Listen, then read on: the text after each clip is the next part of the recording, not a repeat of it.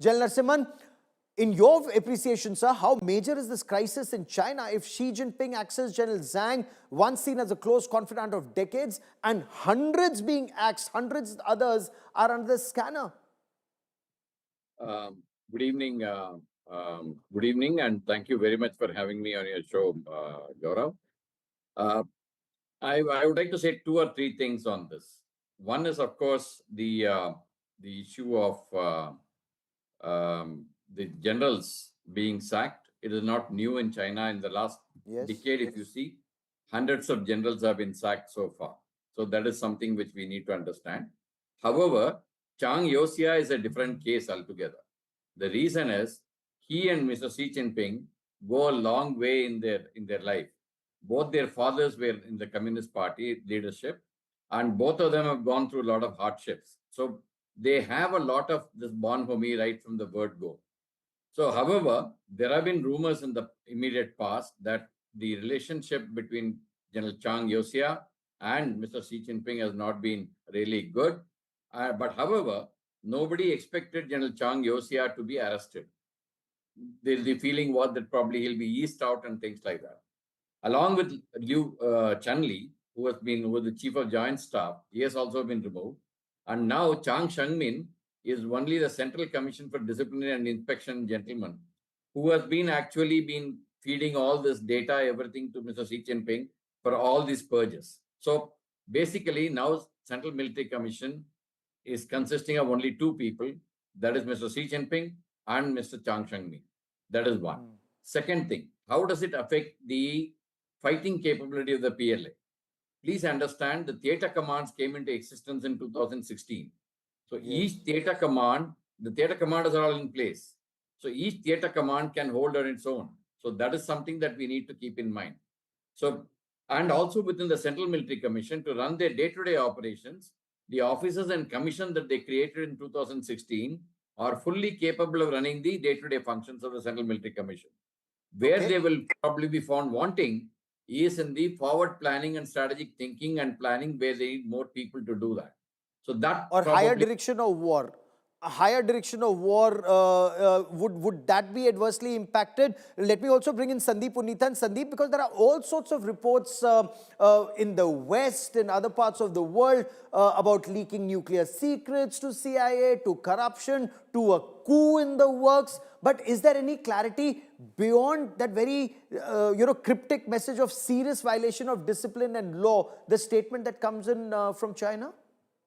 Well, Gaurav, we really don't know what the full story is. We are given to understand that, yes, he was leaking secrets, and that is very, very serious. The vice chairman of the Central Military Commission, as General Narasimhan mentioned, is a fellow princeling, one of Xi Jinping's closest associates in the Communist Party. If he's leaking nuclear secrets to the United States, then who in China is above suspicion? So that is a very, very serious allegation that's made against him.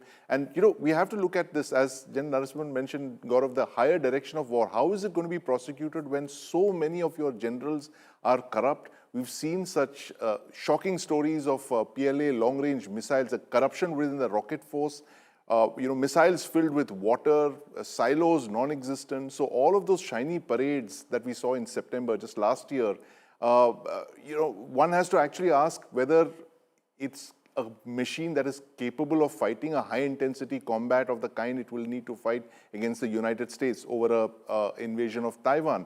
And, to go back into Chinese history as well, Gaurav, you've seen what happened when the Qing dynasty fought the Japanese in the late 19th century.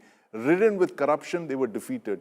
The Kuomintang, when they were defeated by the disciplined communists between 1945 and 49, the Kuomintang was one of the most corrupt fighting forces, and that collapsed primarily because of corruption. They were selling US equipment on the black market.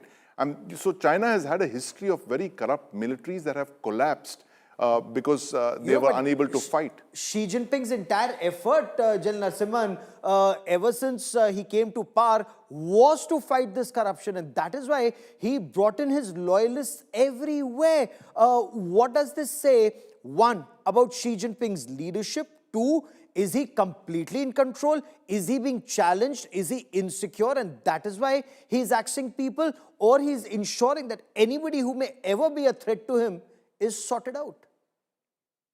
There are 3, 4 things I want to mention here quickly. One is, of course, this coup story and the nuclear information story. The official information which has been put out doesn't cover any of this. These are all come from various sources which have been unconfirmed. And so I would say that such a senior general sitting in Central Military Commission as number 2, I really doubt whether he would have gone and shared something on the nuclear information with the US. And the coup story is also, again, not been sustained. I mean, since nothing as official has come out about it. And the third thing about missiles with water, which Sandeep had mentioned, I have a serious doubt about. These are all coming from various unconfirmed sources that, missiles were filled with water. I don't think any armed force would do that. They may do something else, but this is something which is beyond anybody's imagination. Now, coming on to your questions on Xi Jinping's leadership. Xi Jinping has come with the platform of corruption. The anti-corruption drive in China is not new. It started with Jiang Zemin in 1997, continued with Hu Jintao beyond that. However, the vigor with which Mr. Xi Jinping has gone after corruption was unforeseen in the history of China. In China, what used to happen is that anywhere people used to be arrested or punished in the military hierarchy, they were done after they retired, number one. The number 2 gentleman was the one in the governors and the provincial governors and all. The number 2 gentleman was the one who used to get targeted.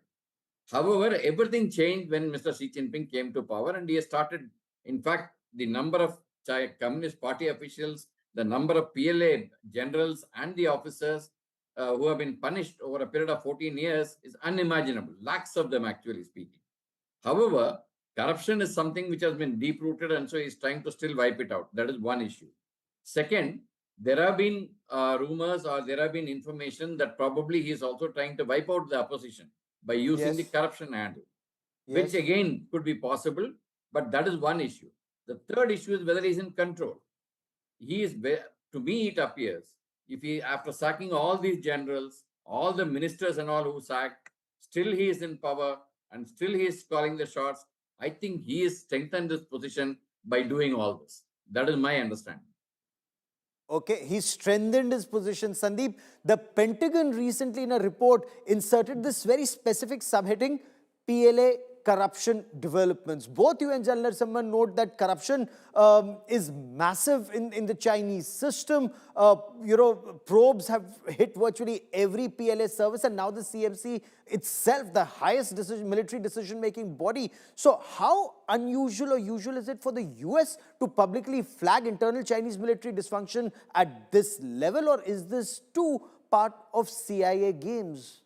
Well, it's clearly PsyOps, Gaurav, and when you have this kind of rampant corruption in your primary adversary or near peer adversary, then it's only natural for the United States to pick it up and publicize it. And given the fact that they have a very effective PsyOps division, I'm sure they would be working overtime to show that China is not the the military behemoth that it claims to be. And this kind of corruption cases is exactly what the US would be looking out for, the weaknesses within the Chinese system, and the fact that the US is actually going after China in ways that we don't know of. We know that they are targeting their oil sources, like 50% of their cheap oil comes from Venezuela, Iran, and Russia, and the United States is going after China's oil supply. And this spate of corruption cases, the crackdown that Xi Jinping is doing, that gives them more ammunition in the fight against China, Gaurav. So from PsyOps to economics and to lots more, the Pentagon report also warns that these removals could actually adversely impact the 2027 military modernization goals, including Taiwan contingency. So how fit for war is the Chinese army? And that's a story we'll be tracking very closely. General Narasimhan and Sandeep, for the moment, many thanks for joining me. This purge in China continues. Is China fit for war?